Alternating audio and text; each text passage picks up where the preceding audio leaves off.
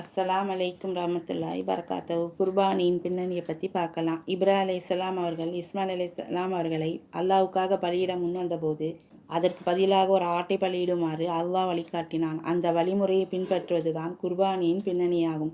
இது பற்றி திருக்குர்ஆன் இவ்வாறு கூறுகிறது: என் இறைவா, எனக்கு நல்லொழுக்கம் உடையவரை வாரிசாக தருவாயாக என்று இப்ராஹிம் கேட்டார்.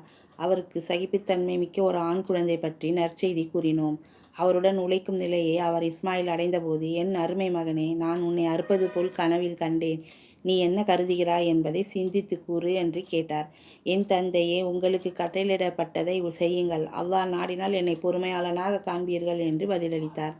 இருவரும் கீழ்ப்படிந்து தமது மகனை அவர் முகம் குப்புற கிடத்திய போது, இப்ராஹிமே, அக்கனவை நீர் உண்மைப்படுத்திவிட்டீர். நன்மை செய்வோருக்கு இவ்வாறே நாம் கூலி வழங்குவோம் என்று அவரை அழைத்து கூறினோம். இதுதான் மகத்தான சோதனை. பெரிய பலிபிராணியை அவருக்கு பகரமாக்கினோம். பின்வருவோரில் அவரது புகழை நிலைக்கச் செய்தோம்.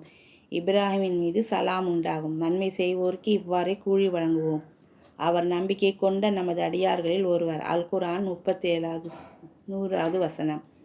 குர்பானியின் நோக்கம்: அவற்றின் மாமிசங்களோ அவற்றின் இரத்தங்களோ அல்லாஹ்வை அடைவதில்லை. மாறாக உங்களிடமுள்ள இறையச்சமே அவனை சென்றடையும்.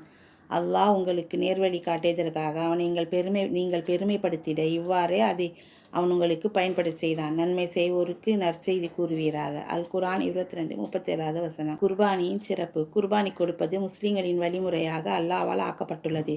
இதை நிறைவேற்றுபவர் முஸ்லிம்களின் வழியில் நடந்தவர் ஆவார். யார் பெருநாள் தொழுகைக்கு முன்னால் பிராணியை அறுக்கிறாரோ அவர் தம் சொந்த தேவைக்காகவே அறுத்தவர் ஆவார். யார் தொழுகைக்கு பின்னால் அறுக்கிறாரோ அவரது குர்பானி வழிபாடு பூர்த்தியாகிவிடும்.